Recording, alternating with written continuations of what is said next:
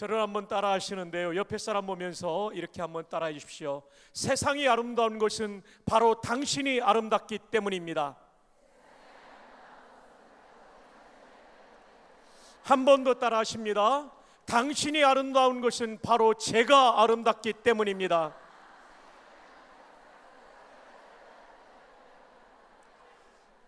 한 번 더 따라합니다. 우리가 아름다운 것은 바로 예수님이 아름답기 때문입니다.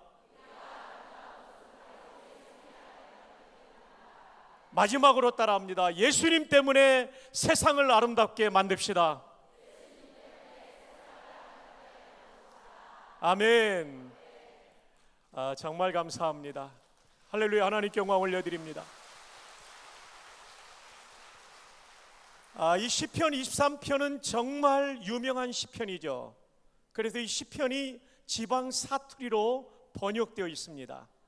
제가 충청도 사람이지만 한번 몇 개의 사투리 버전을 읽어드리겠습니다. 경상도 버전입니다. 마 여호와가 내 목자 아이가 내 삼아 답답할 게 눈꽃 맨치도 없대이. 시퍼런 풀기둥에 내 디비지고 저 쓴한 또랑가로 낼로 이끄신대이.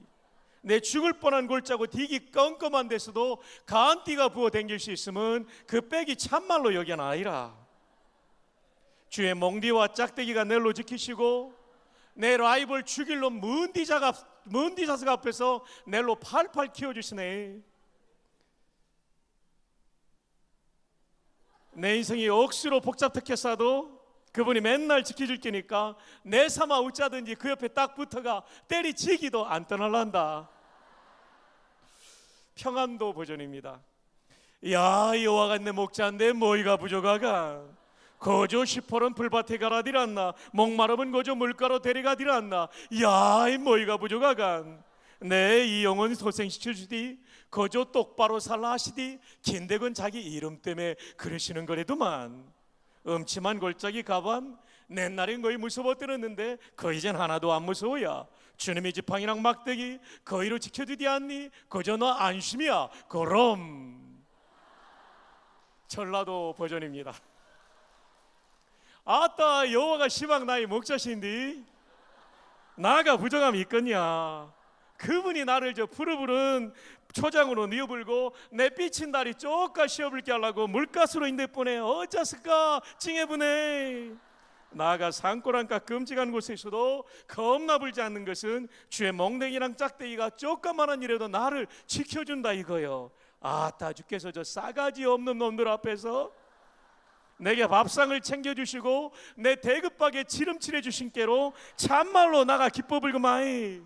나가 살 동안 그르시네 넓이보는 맴씨가 나를 찡하게 따라다니께로 내가 어찌 그분 앞에서 그분 댁에서 묵고 자고 못하겠냐. 아따 좋은 거 겁나게 좋아 불어. 네. 할렐루야. 정말 야 우리 진짜 우리나라 사투리가 맛있죠. 예. 시편 23편이 이렇게 유명합니다. 왜냐하면 너무나 유명하니까 여러 사투리로 바꿀 만큼 유명한 것이죠. 근데 이 시편 23편은 다윗의 인생의 황혼역에 기록했다고 그래요. 평생을 살고 느낀 신앙의 체험이 이 시편 23편의 6절에 고스란히 녹아 있습니다. 여기에 보면 인생을 향한 하나님의 놀라운 은총과 행복이 나옵니다. 그래서 오늘 말씀의 제목 순복과 행복입니다. 사람들은 행복을 위해서 보통 세 가지를 추구합니다. 첫 번째로는 돈이 많으면 행복하다고 생각합니다. 그런데 여러분 수년 전에 우리나라 최고의 부자의 따님이 미국 보스턴에서 스스로 목숨을 끊었어요. 그 여성, 젊은 여성의 재산만 해도 천문학적일 텐데 사느냐 죽느냐의 갈림길에서 돈이 그 여성의 생명을 지켜주지 못했어요. 우리는 돈이 많으면 행복하다고 생각하는데 제가 좀 극단적인 예를 들었지만 돈이 행복의 절대 조건일 수 없다는 것입니다. 두 번째, 사람들이 행복을 위해 추구하는 것은 명예입니다. 낮은 자리에 있으면 저 높은 자리에 올라가면 행복할 것이라고 생각하죠. 저는 14년을 군복을 입고 군목으로서 군선교를 했던 목사입니다. 그래서 군인들이 얼마나 진급을 즐거워하고 목표하는지, 그리고 대령분들이 얼마나 별을 달고 싶어 하는지를 저는 잘 압니다. 제가 처음 갔던 특공연대에서 크리스마스 때 전 간부가 모여서 식사하고 노래 부를 때 우리 연대 군의관님, 대위 군의관님이 불러서는 안 될 노래를 불렀어요. 연대장님이 대령이고 장군 되기를 원하는데 크리스마스 때 우리 연대 군의관님이 어떤 노래를 불렀냐면 저 별은 나의 별. 되게 혼났습니다. 그런데 여러분, 장군 중에 군인의 꽃이라는 계급이 별 둘입니다. 투스타입니다. 투스타. 왜냐하면 사단장을 하면 보병, 포병, 기갑, 화학 모든 병과와 공군의 전술 항공의 지원을 받아서 입체적인 작전을 할 수 있죠. 군인의 꽃이 사단장이에요. 그런데 한 분이 별 둘을 달고 사단장을 마친 다음에 어떤 참모보직을 하고 군단장이 되기를 바랐는데 군단장이 된다는 얘기는 별 하나를 더 단다는 거예요. 근데 이분이 거기에서 실패했어요. 너무나 낙심하는 거예요. 내가 왜 별을 하나 더 달지 못했을까? 대단히 낙심했을 때 동기생이 찾아갔어요. 이분은 별을 달지 못하고 대령으로 예편한 분이에요. 찾아가서 야, 이 친구야, 당신은 군인의 꽃이라는 사단장도 지냈는데 뭐가 그렇게 아쉬운가? 이때 별 둘을 달고 예편하시는 장군이 그런 얘기했대요. 야, 이 사람아, 모르는 소리 하지 말아라. 떨어져도 높은 데서 떨어지면 충격이 심한 법이란다. 맞아요. 예수 없이 높아지면 그 명예가 내려놓을 때는 심각한 충격으로 다가오죠. 명예도 영원하지 않고 명예에서 내려올 때는 너무나 큰 충격이 있죠. 명예, 인간에게 행복을 주는 것 같지만 영원한 행복, 절대적인 행복일 수는 없습니다. 세 번째로 사람들의 행복을 위해서 추구하는 것은 쾌락입니다. 인간이 느낄 수 있는 쾌락 중에 최고의 쾌락이 마약이라고 합니다. 그렇다고 실험해 보실 필요는 없습니다. 제가 이민 목회할 때 청년 하나가 마약에 빠졌어요. 청년부 목사님이 LA의 중독자 치료 센터에 가서 상담을 나눠보니까 마약이 얼마나 무서운지를 알고 왔더라고요. 술과 담배는 끊고 나면 한동안 힘들어요. 금단 현상이죠. 근데 지나고 나면 괜찮은데 마약은 이겼다 생각하는데 그 충동이 다시 온대요. 이기지 못하면 더 깊게, 좀 끊었다 생각하고 이겼다 생각하는데 또 온대요. 거기서 넘어지면 더 깊게. 마약은요, 끊어지지 않는데요. 이것은 매일 싸워 이겨야 된대요. 끊어지지 않는다는 얘기가 술과 담배처럼 끊어지지 않아요. 이기는 사람 있어요. 날마다 싸우는 거래요. 근데 만약에 이 날마다 싸움에서 실패하게 되면 나중에는 온몸에 장기가 망가지고요, 환청과 그리고 환영이 보여가지고 미쳐서 죽는 것이 인간이 가장 쾌락을 느낀다는 마약 중독자의 종말입니다. 쾌락, 이것도 우리에게 진정한 행복을 주지 못합니다. 근데 오늘 본문 1절을 보면 아주 행복했던 한 사람을 만나게 되죠. 그 사람이 다윗이에요. 1절을 한번 다 함께 읽어볼까요? 시작. 여호와는 없으리로다. 여러분, 부족하다는 말도 부정이고 없다는 말도 부정입니다. 이중 부정은 강한 긍정이죠. 그러니까 여호와를 나의 목자로 모시고 사니까 나는 만족합니다. 부족함이 없다는 것에 반대인 강한 긍정이니까 아주 만족합니다. 한 번 더 단어를 바꾼다면 아주 행복합니다. 왜 행복하다고요? 여호와를 나의 인생의 목자로 모시고 사니까. 다윗은요, 인간들이 추구하는 행복의 조건을 한 번씩 다 맛보았던 사람입니다. 돈이 엄청나게 많았습니다. 역대상 29장에 보면 자기가 성전을 짓지 못하는 상황에서 아들 때에 지을 수 있도록 금을 바칩니다. 금 103톤. 여러분, 103 돈이 아니고 톤입니다. 은 240톤. 놀라야 될 때 안 놀라면 제가 놀란다니까요. 우리나라 돈으로 환산하니까 6조 원. 이제야 좀 여러분이 인간미가 있습니다. 얼마나 큰 부자였냐면 성전 건축 헌금을 6조 원을 드릴 만큼 부자였습니다. 그런데 그분이 이렇게 말하죠. 나는 돈이 많았기 때문에 부족함이 없습니다라고 말하지 않아요.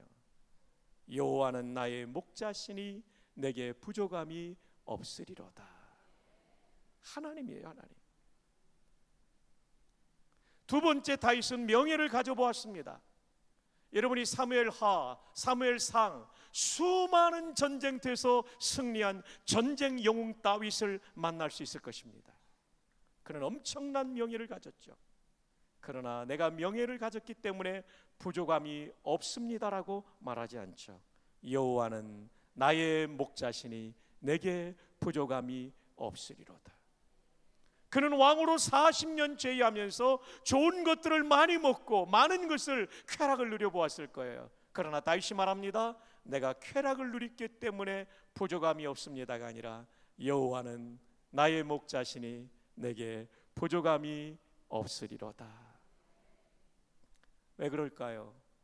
이 여호와는 천지를 창조하신 하나님이십니다. 근데 그분은 우리를 위하여 독생자를 주실 만큼 사랑하시는 하나님이십니다. 그리고 그분은 우리 어머니의 모태에서 우리를 만드셨기 때문에 내가 누구인지를 가장 잘 알고 나의 강점과 나의 약점을 가장 잘 알아 나를 인도할 수 있는 좋은 목자이십니다. 그러므로 이 목자의 인도를 받는 인생이야말로 가장 행복한 인생이 될 줄 믿습니다. 여러분, 오늘 이 무더위 가운데 이 산에 올라온 이유가 뭡니까? 이 목자 다시 만나기 위해서 올라온 줄 믿습니다. 여기에 올라오지 않은 사람과 올라온 사람의 삶의 질적인 차이가 나타날 줄로 믿습니다. 정말 잘 올라오셨어요. 디트로이트에 한 두어 번 갔습니다. 고속도로를 타고 시카고에서 가다 보면 대형 조형물이 있는데 자동차 타이어입니다. 이 도시가 자동차 산업도시라는 것을 단박에 알 수 있는 조형물입니다. 거기에는 여러분이 아시는 분도 있겠지만 오래전부터 들려오는 일화가 있죠. 아주 추운 겨울날, 거기 카나다 접경도시입니다. 아주 추운 겨울날, 오데오 접경도시입니다. 아주 추운 겨울날 그 도시에서 정비를 제일 잘하는 미케닉이, 정비사가 자기 차를 몰고 출근했어요. 근데 도심 한복판에서 엔진이 꺼져버렸어요. 후드를 열고 아무리 살펴도 알 수가 없는 거였어요. 네, 검은 세단을 타고 지나가던 노신사가 내리더니 내가 좀 도와드릴까요? 속으로 웃었어요. 내가 못 고치는 걸 누가 고치는가? 네, 예의상 한번 해보십시오. 네, 이 어른이 몇 군데 부속을 만지고 시동을 걸라고 하니까 부르릉 하고 걸리는 거예요. 깜짝 놀라서 선생님 누구십니까? 이때 명함 한 장을 주고 사라지시죠. 거기에는 헨리 포드라는 이름이 쓰여져 있었습니다. 맞습니다. 정비사가 못 고치는 건 설계하고 만든 분은 고칠 수 있습니다. 저와 여러분이라는 인생의 자동차가 인생의 도로를 주행하다가 멈춰 설 때가 있습니다. 수많은 사람들이 정비사예요. 그들도 못 고치는 문제가 있어요. 그러나 우리를 설계하시고 만드신 그분은 고칠 수 있는 줄로 믿습니다. 그분이 누구십니까? 하나님이십니다. 하나님. 그 하나님이 목자가 되어서 살면 얼마나 그 인생이 복되겠습니까? 그래서 다윗이 고백한 거예요. 1절에 여호와는 나의 목자시니 내게 부족함이 없으리로다. 근데 여러분 가운데는 목사님, 나도 하나님을 나의 목자로 모시고 사는데 왜 나한테는 부족함이 많습니까? 그것은 순종, 복종하지 않기 때문입니다. 그래서 말씀의 제목이 순복과 행복입니다. 좋은 목자가 있어요. 얘들아, 여기에는 푸른 풀이 자라고 있단다. 순종하면 배불리 먹을 수 있어요. 얘들아, 이곳에는 생수의 강이 흐르고 있단다. 순종하면 목마름이 해결될 수 있어요. 근데 불순종하면 굶고 목마름이 계속되는 거죠. 얘들아, 이곳에는 가파른 골짜기가 있단다. 순종하면 실족하지 않아요. 근데 불순종하고 고집부리고 탐욕으로 가면 실족하게 돼 있는 거예요. 얘들아, 여기는 날카로운 이빨을 가진 늑대, 날카로운 발톱을 가진 곰이 기다리고 있단다. 순종하면 찢기지 않아요. 중요한 것은 목자의 문제가 아니라 양인 우리의 문제입니다. 그래서 이런 집회를 통하여 여러분들이 꼭 받으셔야 될 하나님의 음성은, 주님은 정말 좋으신 분인데 제가 순종하지 않으므로 이렇게 헐벗고 굶주리고 영혼이 침체되어 있고 영혼의 깊은 디프레션, 침체를 겪고 있군요. 나의 모습을 발견하는 거예요. 그리고 불순종했던 것을 뜯어고치고 순종의 자리로 돌아서는 은혜가 있기를 바랍니다. 자, 1절은 서론입니다. 2절부터 본론입니다. 2절 한번 읽어볼까요? 시작. 그가 나를 푸른 초장에 누이시며 쉴만한 물가로 인도하시는다. 저는 이 말씀을 읽을 때 오래전에 이해가 안 됐어요. 초장에 데리고 왔으면 풀밭이니까 양들의 밥 아닙니까? 밥이면 푸른 초장에서 배불리 먹이시며, 좀 세게 말하면 배 터지게 먹이시며, 이렇게 기록돼야 되잖아요. 근데 왜 누이신다고 했을까? 이해가 안 돼서 하나님께 여쭈니까요, 기도하는 가운데 동물의 왕국을 떠오르게 하시더라고요. 동물의 왕국에 오면 들짐승들은 배고프면 찾아 먹습니다. 눕지 않습니다. 누웠다는 얘기는 이미 먹었다는 것입니다. 여기서 저는 무릎을 탁 쳤어요. 오 하나님, 하나님은 내 생각 정도가 아니라 내 생각을 뛰어넘는 풍성함으로 우리의 생애를 인도해 주시는군요. 여러분도 이런 경험 많이 하셨을 거예요. 저는 1986년도 신학대학원 졸업반이었습니다. 그 이듬해는 목사 안수 받고 군목을 가게 되는데, 저를 놓고 기도하는 서울 광화문에 있는 내수동교회 자매가 있었어요. 하나님, 박성규 전도사를 제 남편으로 주신다면 구원받은 이후 최고의 은혜로 여기겠나이다. 근데 문제는 이분이 저랑 2살 연상이었어요. 그때는 연상결혼이 흔치 않을 때였어요. 근데 이 누님이 저한테 아마데우스를 봤냐고 그러더라고요. 안 맞다고 그러니까 그때 인류극장은 끝나고 저 면목동에 서울극장에 살 때였어요. 근데 제가 이 누님을 평소에 결혼 대상까지 생각 안 했어요. 왜냐하면 연상이니까. 근데 좋은 분이라고 생각했는데 영화 보러 가자니까 저도 나갔죠. 아마데우스가 얼마나 길어요. 보고 난 다음에 밥 먹고 헤어졌어요. 그 다음에 또 세종문화회관에서 극동방송 주최 창작 복음성가 경연대회가 있는데, 로얄석 티켓이 있는데 저를 좀 같이 가자는 거예요. 이분이 허튼 분이 아닌데 2번째 나를 이렇게 모신다는 거죠. 저도 시간이 된다고 나갔어요. 잘 보고 밥 먹고 헤어졌는데 마음속에 왠지 기쁜 마음이 드는 거예요. 나도 이분을 좋아했는데 연상이라 대시를 못해. 이분이 나한테 2번이나 개인적인 시간을 이렇게 갖는다는 얘기는 일종의 프로포즈를 요청하는 것이 아닐까. 그래서 저도 기도해 보니까 이만하면 목사 아내가 되게 괜찮겠다 생각이 되었어요. 그 다음에 제가 불러내서 식사 대접하고 그 밤에 덕수궁 돌담길을 걸면서 제가 프로포즈를 했어요. 마침 깜깜한데 가로등도 그때는 밝지 않아가지고 딱 이제 어디 앉혀놨어요. 나중에 보니까 이렇게 콘크리트 쓰레기통이었어요. 제가 딱 말했어요. 무릎을 꿇고, 누님, 주께서 허락하시면 결혼을 전제로 사귀읍시다. 그게 깜짝 놀라는 거예요. 왜 놀라냐니까 기도응답이 너무 빨리 와가지고 놀랬다는 거예요.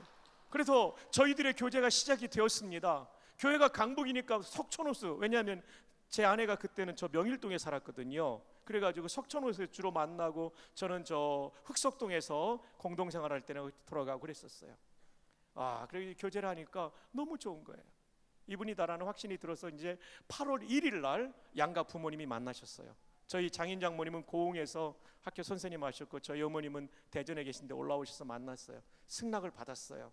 날짜는 제가 군선교 헌신했기 때문에 10월 1일 국군의 날로 잡았어요. 60일 딱 앞에 두고 날짜를 잡은 거예요. 그래서 어머님 이제 서울역에 모셔다 드리니까, 너 무슨 돈으로 할래? 저희 집이 굉장히 가난했거든요. 초등학교 3학년 때 아버지 돌아가시고, 뭐 저희 집은 빚밖에 없고, 저는 외아들이고 누나 셋, 여동생 둘, 어머니 뭐 다 가난한, 전 진짜 힘들었어요. 근데 제가 그랬어요. 어머니는 당일날 오시기만 하십시오. 모든 준비는 기도하고 응답받아서 할 겁니다. 어머니 내려가셨어요. 둘이 앉아가지고 견적을 뽑는데요, 가난한 신학생이니까요, 하객들 식사 대접도 못하고 모찌 4개인가 넣어서 드리는 걸로 하고, 뭐 하여튼 다 줄였어요. 다들 제주도 신혼여행 갈 때 저희는 제주도 못 갔어요. 그래도 하와이는 갔어요. 부곡 하와이라고 아시죠? 여수에 가서 호텔에서 하루 자고 2번째 날은 여천공단에 있는 처형집에서 잤어요. 신혼부부가 돈이 없어서. 셋째 날은 부곡 하와이에서 자고 서울로 올라오는 그거였어요. 그래서 견적을 딱 뽑아보니까 150만 원이에요. 그때 신학대학원 등록금이 50만 원이니까 적은 돈은 아닌데 결혼 준비금으로는 아주 적은 거죠. 그리고 집도 구할 돈이 없기 때문에 처형집에서 6개월 살다가 군목으로 가면 군인 아파트 나오니까 이렇게 사는 쪽으로 생각을 했어요. 정말 그때 저 가난했어요. 이렇게 가난한 사람은 프로레타리아라고도 부르지 않고 프로박테리아라고 불렀어요. 제가 그런 사람이었어요. 기도를 시작했어요. 10일이 지나고 20일, 30일 지나니까 이제 딱 30일 전이잖아요. 60일 앞두고 기도 시작했으니까 아내가 돈을 달라는 거예요. 그때 드레스도 5만 원짜리 했거든요. 이거 돈을 계약금 10,000원인가 2만 원 내는데 돈이 없어요.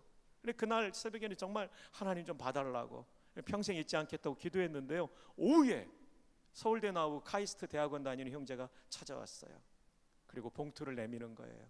아버님이 주신 돈으로 주식을 했는데 이게 좀 많이 나와가지고 누구를 이렇게 돕고 싶은데 전사님 결혼한다고 생각했는데 없을 것 같아서 갖고 왔다고. 감사기도하고 열어보니까요, 지금은 없어진 상업은행 광화문 지점 10만 원권 수표가 20장이 들어있더라고요. 저는 150을 구했는데 200을 주시더라고요. 순간 250을 구했으면 300 받는 건데 이 생각이 들었는데 회개했습니다. 욕심이라고. 50만 원 왜 더 주신가 했더니 신대원 마지막 등록금을 9월 1일인데도 못 내고 있는 거예요. 그것까지 내고 군목 갔던 기억이 나요. 저는 그때 에베소 3장 20절의 말씀이 기억나더라고요. 우리의 온갖 구하는 것이나 생각하는 것에 더 넘치도록 능히 하시는 그분이 하나님이세요. 시편 23편 2절에 다윗이 만난 하나님이 바로 이분이에요. 풀밭에 데리고 와서 초장에 데리고 와서 먹는 정도가 아니라 그 다음 단계까지 하나님은 우리의 생각보다 더 풍성하게 우리의 인생을 인도해 주십니다. 우리 가운데 꼭 경제적인 결핍뿐만 아니라 인생에 많은 결핍을 가진 분들이 계실 거예요. 하나님, 나는 부족하고 가난합니다. 시편에도 다윗이 많이 나오죠. 나는 가난합니다. 그가 왕이 되기 전에 그랬던 것 같아요. 그러나 하나님께서 인도해 주시는 거예요. 시편 23편의 2절의 말씀이 여러분에게 응답되기를 주님의 이름으로 축복합니다. 이 말씀을 붙잡고 하나님 저에게도 긍휼을 베풀어 주시고 내 남편과 자녀들에게를 열어 주시옵소서. 자, 이제 3절의 말씀 함께 공독합니다. 시작.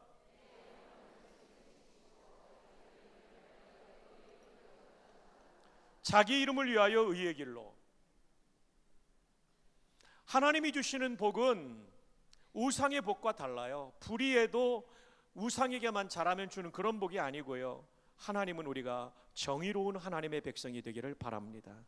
의의 길로 인도하세요. 그토록 사랑하는 다윗도 잘못했을 때는 나단 선지자 통해서 그의 의가 회복되기를 하나님은 바라세요. 여러분, 이사야 1장을 보십시오. 너희가 많이 기도할지라도 내가 듣지 않을 것이다. 너희 손에 피가 묻었다. 너희가 뇌물 받고 있다. 너희가 고아와 과부를 학대하고 있다. 여러분, 이 말씀은 뭡니까? 하나님은 우리에게 복을 주시는 하나님이시지만 그러나 우리 존재 자체가 하나님의 성품을 담기를 원하는 거예요. 우리는 복을 물질적인 것으로만 생각하지만 사실 진정한 복은 하나님을 닮아가는 복입니다. 그래서 이런 집회를 통하여 우리가 회복되어야 될 것은 뭐냐면, 하나님, 내가 너무나 세속화되어 있습니다. 하나님, 내가 너무나 세상에 물들어 있습니다. 하나님, 너무나 내가 세상의 가치관에 찌들어 있습니다. 이제부터는 하나님 나라의 가치관으로 살게 하여 주옵소서. 내 안에 불의를 100% 없애기는 우리는 죄성을 가진 인간이라 힘들죠. 그러나 끊임없이 이 의를 추구하는, 하나님의 의를 추구하는 백성이 될 때 그 사람의 인생이 그 자손들까지도 진정으로 복된 의의 후손이 될 줄로 믿습니다. 이번 집회를 통하여 앞선 강사님들, 또 우리 사랑하는 피영민 목사님께서 말씀하실 때까지 여러분에게 들려주는 말씀 가운데 회개의 경종이 있다면 그 소리를 귀담아 들으십시오. 그리고 그 제목을 안고 정말 단장의 아픔을 가지고 기도하신다면 하나님과 나 사이에 막힘없는 교통을 통한 기가 막힌 은혜가 시작될 줄 믿습니다. 의의 길로 인도하기 때문에 부족함이 없는 거예요. 다윗이 그냥 물질적이기 때문이 아니고요, 그때 잘못됐을 때 나를 바로 네가 그 나쁜 놈이라고 지적해 주셨던 그 말씀 때문에 내가 영원히 살아났다라고 고백하고 있는 거예요.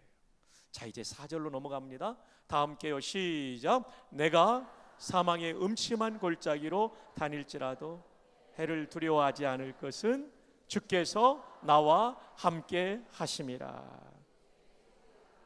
막대기가 나를 안위하시나이다.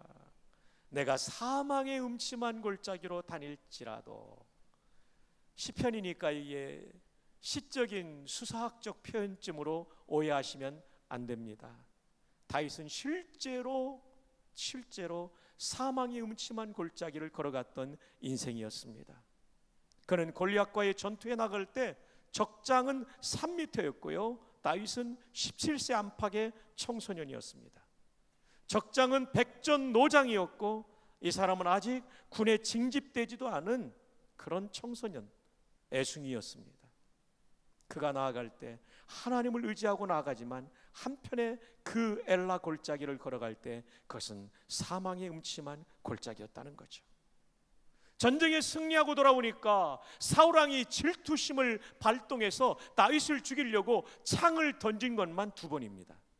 이 창을 던진 거리가 먼 거리가 아니라 유효 사거리 안에서 던졌다는 것입니다. 하나님의 은혜로 살았죠. 다윗이 도망갑니다. 그랬더니 병력을 몇 명 푸냐면 다윗을 잡게 하여 무려 3,000명의 병력을 풀었습니다. 연대 병력을 풀었습니다. 정말 사망의 음침한 골짜기를 걸어갔죠. 더 이상 이스라엘 국내에서는 안전을 담보할 수 없기에 그는 블레셋으로 망명합니다. 도망갔는데 하필이면 골리앗의 국가인 가드에 간 거예요. 이 사람이 골리앗 죽인 사람이다 그랬더니 자기가 죽을 위기에 처하자 다윗은 저 대문짝에 침을 흘리면서 미친 사람처럼 낙서를 해서 목숨을 구걸했던 사람입니다. 왕이 되었을 때 그는 압살롬의 반역으로 쫓겨가게 되죠. 압살롬은 이름이 무슨 뜻이냐면 아버지도 살인할 놈이죠. 본래 히브리 말은 아부와 샬롬의 합성으로서 평화의 아버지가 되라고 했는데 반역의 괴수가 되어버린 이 못된 아들 얼굴은 잘생겼어요. 근데 마음이 병들었던 아들.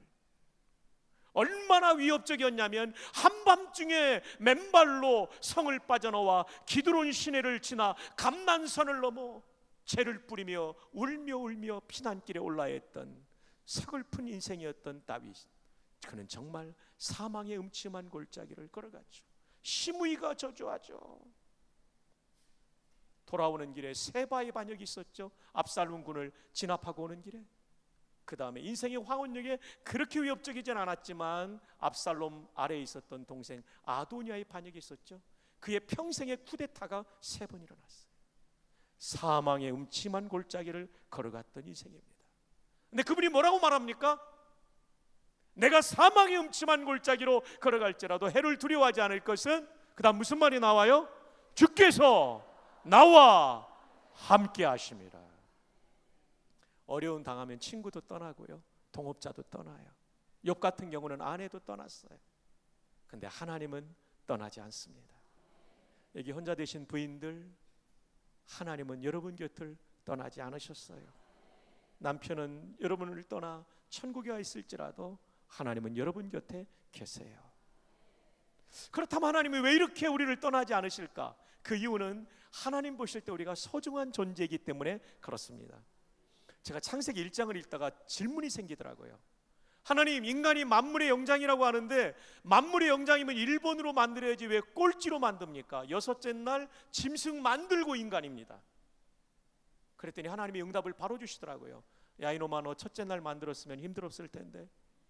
지구가 아직도 물로 덮여 있었고 깊은 물이었고 먹을 것도 없고 구명조끼도 없고 구명보트도 없고 너는 2박 3일 동안 금식하면서 헤엄치면서 내 생명을 보존해야 되었다. 우와, 하나님이요, 디딜 수 있는 땅과 먹을 수 있는 것을 만들고 우리를 만드신 거예요. 할렐루야. 우리 인생이요, 때로는 늦어지는 게 그게 손해가 아니라 하나님의 배려라는 것을 믿으시길 바랍니다. 근데 하나님이 만드신 것 중에 제일 마지막에 만든 존재가 있어요. 그분들은 여성들입니다. 여성들은 하나님의 최신 작품입니다.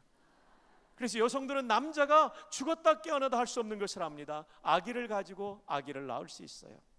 그래서 남자 또는 사람이라는 단어가 영어로 man인데 여자는 woman이라고 불러요. 이 맨은 맨인데 어떤 맨이냐면 사람은 사람인데 어떤 사람이면 WO를 가지고 있어요. WO는 아기집을 말해요. 자궁을 말해요. 여성들은 정말 하나님의 최고의 작품이에요. 하나님이 여성들을 얼마나 사랑했는지 재료도 다른 걸 쓰셨어요. 남자는 흙으로 버무려 만들었고 여자는 뼈로 만들었어요. 그릇으로 말하면 남자는 질그릇이라면 여자는 본 차이나예요. 40대 난자 사망률이 높은 이유는 질그릇 투박하고 강하게 생겼지만 떨어지면 쨍그랑이 아니라 퍽하고 깨집니다. 근데 본 차이나는 떨어져도 쨍그랑하지만 안 깨져요. 여성들의 평균 수명이 남자보다 8년이 더 길어요. 지혜로운 남자는 연상의 여인과 그래서 죄송합니다. 조크였습니다.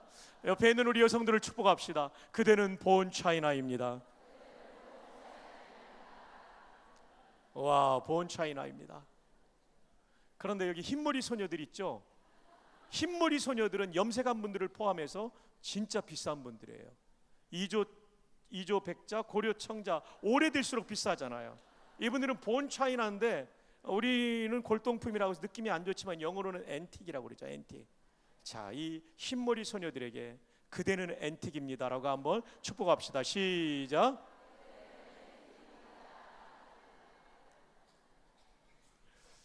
여러분, 오래전에 헤럴드 모로이치라고 하는 화학자가, 예일대 교수가 인간처럼 말하고 행동하고 예술하는 사람을 만들려면 RNA, DNA, 단백질, 효모, 효소 다 사가지고 화학물질을 사서 만들려면 얼마가 들까 할 때요 6천조 달러가 든다는 걸 계산했어요. 정말 그러잖아요, 여러분. 인간처럼 요 조그마한 스마트폰 안에다가 녹음기, 카메라, 인터넷 되는 모니터 다 들어가잖아요. 그리고요, 김연아 선수가 밴쿠버 올림픽에서 금메달 딸 때 보면 표정 연기를 다 지으면서 다리도 쫙 들고 이렇게 하면서 스케이팅을 차고 가잖아요. 여러분, 이거는요 AI도 이건 쉽지 않을 거예요. 그죠? 오늘 지휘자님 지휘하는 데 보니까요 얼마나 잘 완전 전자동으로 이렇게 풀 오토매틱 시스템으로 돌아가는데요. 와, 이거 진짜 대단한 거 아닙니까? 그죠? 진짜 6천조 달러가 들어가는 거죠. 6천조 달러. 한번 따라 합시다. 나는 이래봬도 6천조 달러짜리다. 이게 우리 돈으로 환산하면 600경이에요. 600경. 그 위에 조 경. 600경. 옆에 있는 분에게 축복합시다. 니도 600경짜리다. 혹시 여러분 가운데 집이 600경짜리 집이 있는 분 계세요? 없죠. 여러분의 집이 좁더라도 남편에게 바가지 긁지 마십시오. 집보다 여러분이 더 비싼 존재예요. 혹시 여러분의 승용차가 600경짜리 그 승용차 가지고 계신 분 계세요? 없죠. 승용차가 오래됐어도 그거 가지고 바가지 긁지 마세요. 여러분이 훨씬 더 비싼 존재예요. 근데 하나님은요 600경 6천조 달러에 만족하지 못해요. 왜 그런지 아세요? 우리를 하나님의 형상으로 지으셨어요. 그리고 마지막 날 가장 완전한 존재로 우리를 지어주셨어요. 근데 인간들이 범죄합니다. 그래서 죽는 존재가 되었던 것이죠. 근데 하나님께서는 인간들을 포기하지 않죠. 그래서 가죽옷을 지어 입히시고 레위기에는 제사가 나오고 있습니다. 자, 이 시간 한 분의 도움이 좀 필요한데요. 자, 우리 흰옷 입으신 우리 장로님이세요? 우리 목사님이세요? 목사님 잠깐만 앞으로 나오실래요? 네, 그대로 나오십시오. 네, 이쪽으로 제 옆으로 오십시오. 제가 구약의 성도인데 죄를 지으면 속죄 받을 수 있는 기회를 주는 게 속죄 제사예요. 속죄 제사를 할 때 이렇게 잘생긴 양 한 마리를 끌고 와야 됩니다. 지금 너무 잘생겼어요. 찬양인도도 얼마나 열정적으로 하시는지 주님을 향한 갈망이 정말 대단한 목사님이세요. 자, 이렇게 양처럼 한번 숙여주세요. 네, 고맙습니다. 머리도 양 머리 같으시잖아요. 그러면 1번이 뭐냐면 안수기도입니다. 하나님, 저는 이러이러한 죄를 지어서 죽어 마땅한데 하나님께서 언약하시기를 이 재물을 받고 용서하기로 하셔서 언약을 믿고 왔습니다. 기도하면 박성규의 죄가 이 양한테 옮겨져요. 그런 다음에 잡습니다. 목을 칩니다. 사모님 미안합니다. 다리를 칩니다. 각을 뜬다는 게 피스를 만드는 거예요. 조각조각을 만들어요. 씻어가지고 세 번째 번제단 위에 올려놓습니다. 이렇게 각을 떴으면 쓰러져 있어야 됩니다. 죽었기 때문에. 고맙습니다, 목사님. 네. 그런 다음에 번제단에 올려요. 예, 번제단에 올려요. 그리고 마지막으로 지옥불 같은 맹렬한 불로 다 태워요. 다 타서 없어진과 동시에 박성규에 뭐가 없어진 거예요? 누구 때문에요? 이 재물 때문에. 근데 문제는 박성규는 인간이고 이 재물은 양이에요. 값이 똑같아요? 인간이 더 비싸요. 그럼 누가 죽어야 돼요? 인간이. 근데 모든 사람이 죄인이니까 대신 죽어줄 사람이 있어 없어요? 없어요. 대신 죽어줄 놈도 없고 연도 없어요. 그래서 하나님이 죄 없는 인간을 보낸 거예요. 그분이 누구예요? 예수님이죠. 그래서 요한복음 1장 29절 31절에 보면 세례 요한이 뭐라고 말해요? 보라, 세상 죄를 지고 가는 하나님의 어린 양. 인간이 준비한 양이 아니라 하나님이 손수 준비한 양. 모리아산에서 아브라함이 말한 하나님이 준비할 양이 장차 오실 예수님을 또한 예표한 거죠.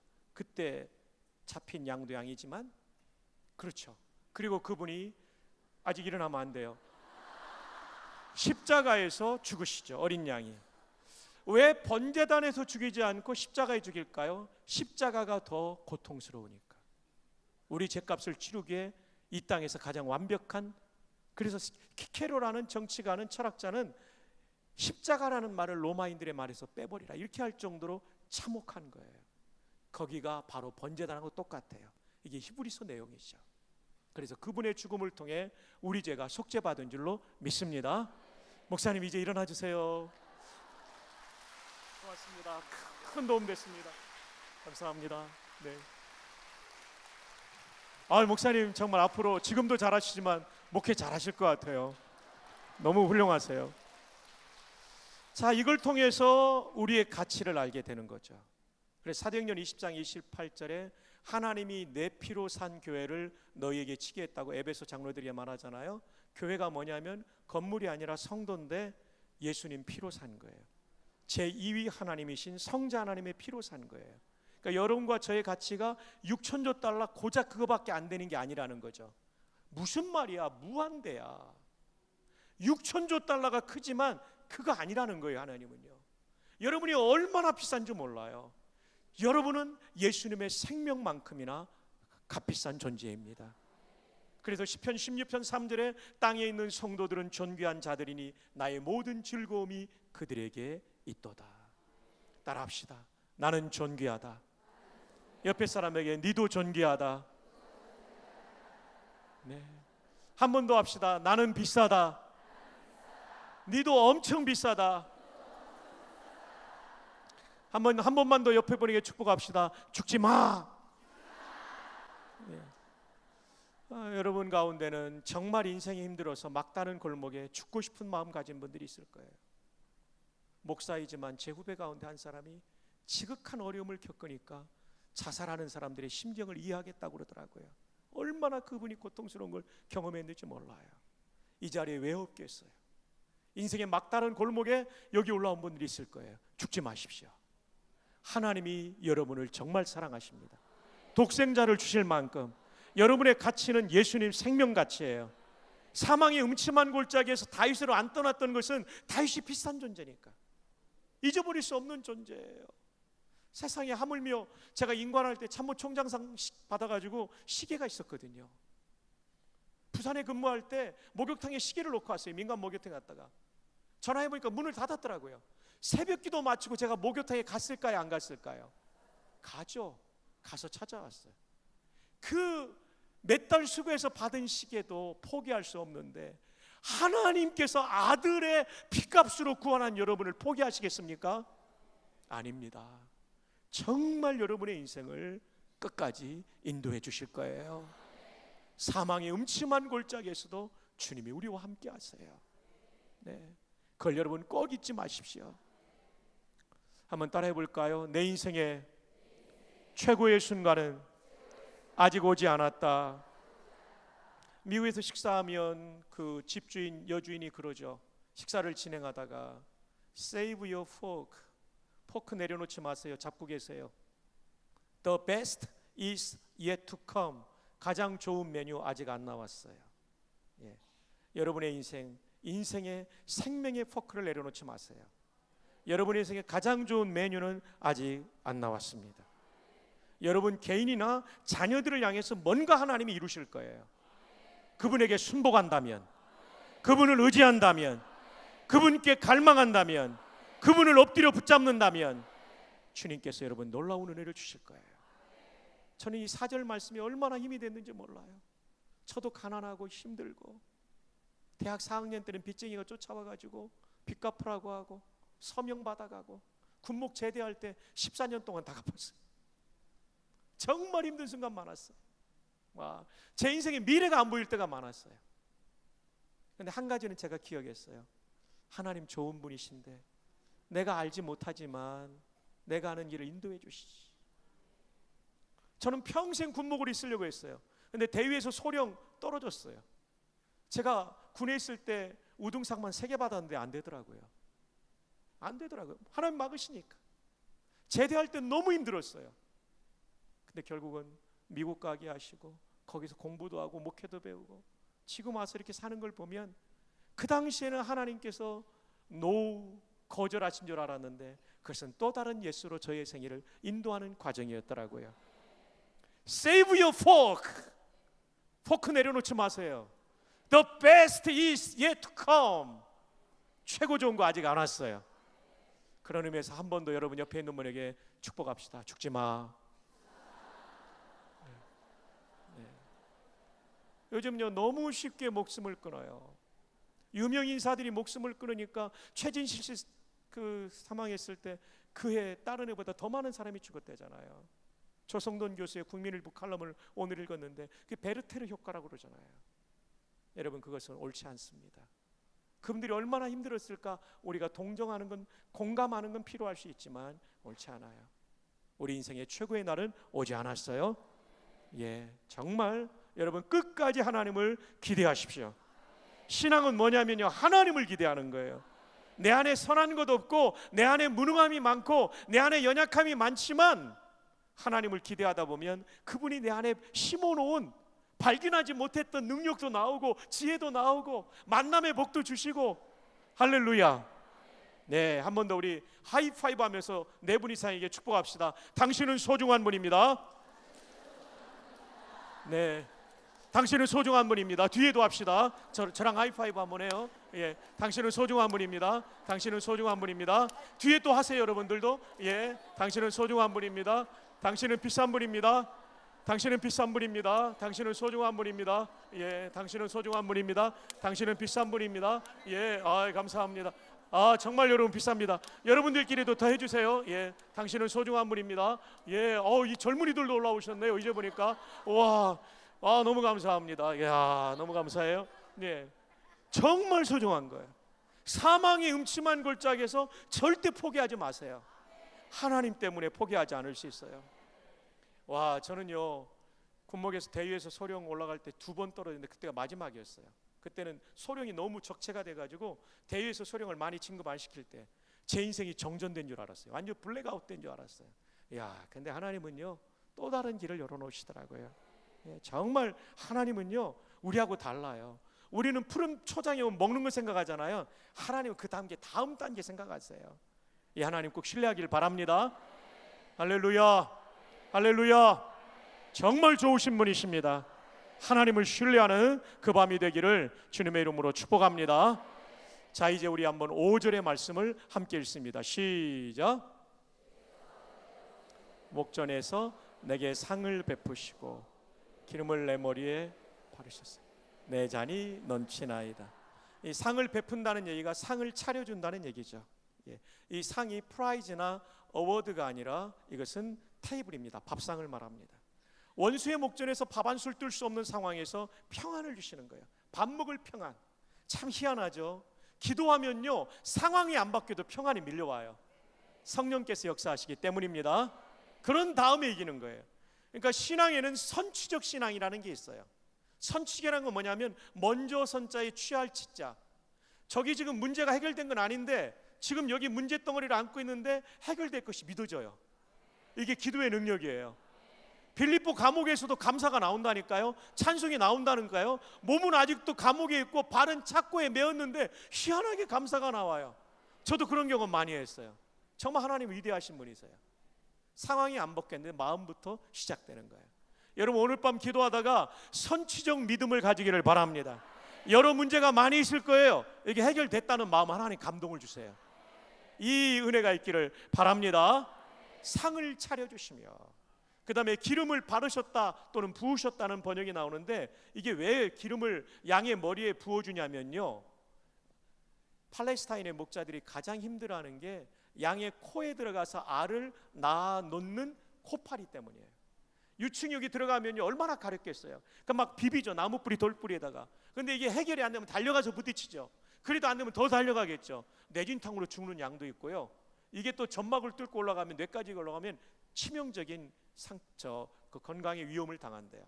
그런데 이 들녘에서 날아다니는 파리를 어떻게 다 잡겠어요? 파리채 가지고 어떻게 다 잡겠어요? 들녘이란 말이에요. 들판이란 말이에요.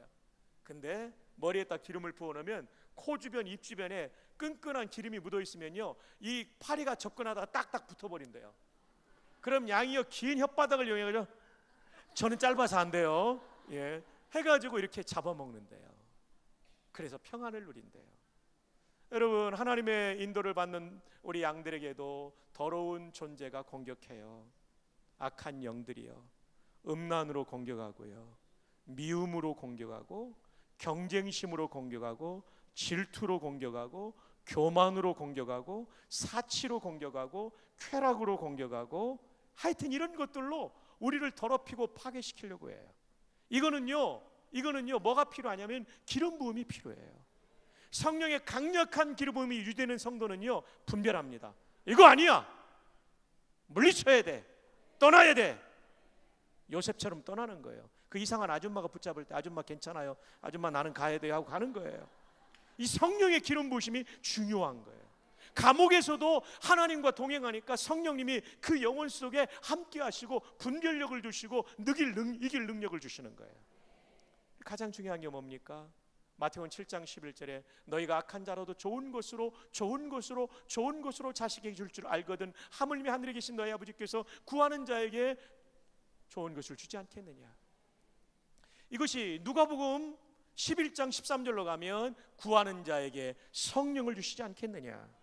가장 중요한 것은 로마서 8장에도 나오는 하나님의 영의 인도를 받는 인생이에요. 그러면 내 안에 있는 죄성 사르크스를 이길 수 있어요. 여러분, 이번 집회 내일까지 여러분 정말 기도하는 가운데 성령의 기름 부으심을 받기를 바랍니다. 흘러 넘치기를 바랍니다. 마귀를 이기기를 바랍니다. 분별하기를 바랍니다. 물리치기를 바랍니다. 떠나야 될 자리를 또한 떠나기를 바랍니다. 이게 행복이에요. 여기까지 가야 돼요. 여기까지 가야 돼요. 내 결핍이 채워지고 의의 길을 걸어가고 사망의 음침한 골짜기를 이기고 평안을 누리고, 그 다음에 또 하나 영적 권세를 가지고 악한 영을 이기는 것입니다. 이제 마지막 6절입니다. 6절을 다 함께 읽어봅시다. 시작.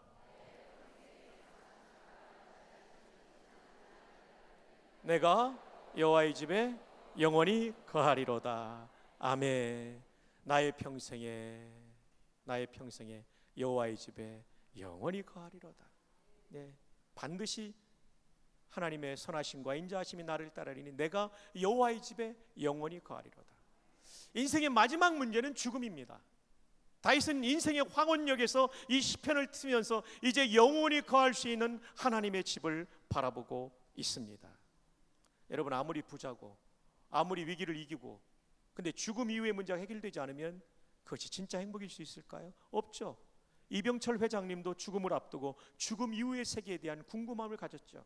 풀지 못하고 가신 걸로 알아요. 근데 다윗은 여기서 풀었어요. 내가 영원히 여호와의 집에 거하리로다. 나는 여호와의 집, 영원히 거할 수 있는 여호와의 집은 천국이에요. 예. 구원의 확신을 가지고 있는 거죠. 지금 죽어도 천국 간다. 예, 하나님의 은혜로 말미암아. 이게 얼마나 중요한지 몰라요. 여러분, 천국에 대한 확신이 없으면 마귀의 유혹에 우리는 무너집니다. 그리고 세상에 집착하게 됩니다. 교회의 변질은 천국에 대한 현재적 의미의 하나님 나라뿐만 아니라 내가 갈 하나님의 나라, 그리고 장차 임할 계시록의 하나님의 나라를 사모하지 않으면 사람은 변질될 수밖에 없어요. 요즘은 교회에서 천국 얘기를 너무 안 하니까 김밥집에서 천국이라는 이름을 가져가 버렸어요. 김밥 천국이라고.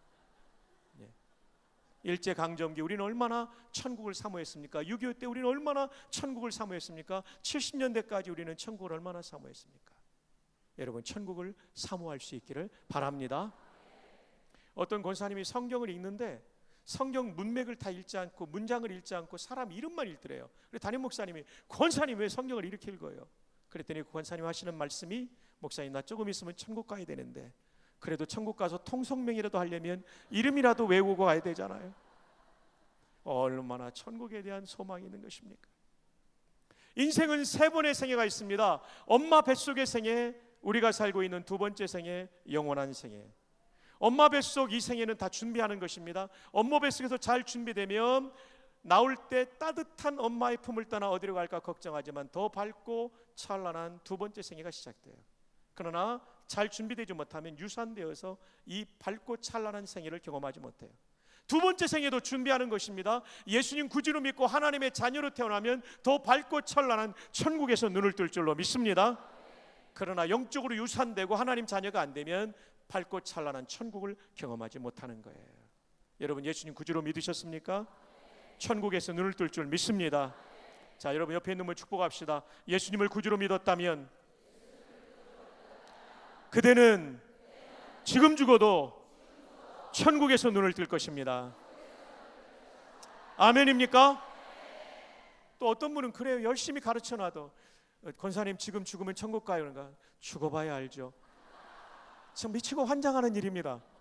성경을 그렇게 많이 들으셨는데 우리 권사님들 그런 분들 없죠? 우리 어머니들 그런 분들 없죠? 예수 십자가의 공로로 우리는 지금 죽어도 천국 갑니다. 다만 이 은혜에 감사해서 죽는 날까지 예수님 닮고 예수님의 뜻을 이루는 삶을 살아야 될 줄 믿습니다. 할렐루야. 여러분, 1492년까지 유럽 사람들은 지구가 직육면체라고 생각했어요. 먼 바다로 나가면 떨어져 죽는다고 생각했어요. 그런데 크리스토퍼 콜럼부스가 이 경계선을 넘어섰죠. 그래서 지중해 끝인 지브롤터 옆에 이베리아 반도 남단에는 기둥이 하나 있대요. 허큘레스라는 기둥인데 거기에는 라틴어, 로마의 글자죠. 라틴어로 세 단어가 쓰여 있었대요. 네 플러스 울트라. 이 말은 무슨 뜻이냐면 네는 영어로 no 플러스 울트라 모어 비안드. 그러니까 no more beyond. 이게 뭐냐면 이 너머에는 아무것도 없다, 죽는다. 항해 금지선이에요. 근데 콜럼부스가 넘어가 보니까 더 풍요롭고 넓은 신대륙을 발견하고 온 거예요. 스페인 황제 카르로스 왕제에게 보고했더니 이 허큘레스 기둥에 네를 지우니까 영어에 노가 빠진 거예요. 그러니까 뜻이 완전히 바뀐 거예요. more beyond. 이 너머에는 풍성한 것이 있다. 맞습니다. 믿지 않는 사람들에게 죽음은 절망이고 아무것도 없는 것이지만 예수님 구주로 믿은 성도에게는 이것보다 더 풍성한 천국이 기다리고 있는 줄로 믿습니다. 저는요 정말 이 죽음의 날을 사모하는데 앞서간 성도를 다 만나잖아요. 영적으로요, 그죠? 만나요. 몸은 제가 이 땅에 묻히겠지만 또는 화장되겠지만 영적으로 다 만나요. 금강산에서 이산가족 상봉하는 것보다 더 감격적인 상봉이 천국에서 있다는 거예요. 그냥 쉬는 정도가 아닙니다. 다이내믹한 감격이죠. 그 다음에 이 몸이 예수님 재림할 때 다시 살아나요. 썩지 않는 몸, 시들지 않는 몸. 중요한 것은 예수님처럼 성화가 완성된 영화로운 몸을 입게 되는 거예요. 그래서 천국에 있던 영혼과 그 부활의 몸이 연합해서 영생을 온전히 재림 때부터 누리는 거죠. 그러니까요, 죽음이 얼마나 감사한지 몰라요. 여러분, 죽으면 얼굴과 얼굴로 하나님을 만나게 될 것입니다. 아브라함 만나게 될 줄 믿습니다. 사라 만나게 될 줄 믿습니다. 바울 만나게 될 줄 믿습니다. 마태 만나게 될 줄 믿습니다. 저는 물어볼 거 많아요, 그분들한테. 여러분, 그래서 안 죽으려고 너무 버티지 말고, 하나님이 부르시는 것 같으면 너무 연명치료하지 말고 좋은 장기 주고 우리 모두 갑시다. 근데 자살은 안 돼요. 생명의 주권은 하나님께 속해 있고 하나님께 맡기고 가는 거예요. 이제 말씀을 맺습니다. 오늘 말씀의 제목이 순복과 행복이에요. 이 놀라운 행복의 비밀은 목자께 순종 아니면 복종하는 데 있어요. 여러분이 고집 피웠던 거 이 산을 내려가기 전에 다 십자가 밑에 묻어버리기를 바랍니다. 그러면서 기도하십시오. 하나님, 푸른 초장에 누이는 단계까지 내 아들에게, 내 딸에게, 며느리에게 필요합니다. 내 자녀에게 필요합니다. 그 다음에 하나님, 제가 의롭지 못했던 것 의로운 길을 걸어가겠습니다. 그 다음에 하나님, 내가 지금 사망의 음침한 골짜기를 걸어가기에 너무나도 힘듭니다. 하나님, 오늘 밤 자다가 천국으로 불려가고 싶을 정도로 힘듭니다. 네, 하나님, 제가 끝까지 하나님 신뢰하고 내 곁에 계신 주께서 나에게 힘을 주신다는 바울의 고백처럼 끝까지 믿음의 경주 달려가게 하시고 마침내 내 상상 이상의 인생이 열리게 하여 주시옵소서. 다섯 번째, 성령의 충만한 기름 부음을 주옵소서. 여섯 번째, 천국에 대한 확신 가지고 고난도 위기도 당당하게 이기며 승리하게 하여 주시옵소서. 이것이 나의 믿음이요 간증이 되게 하여 주옵소서.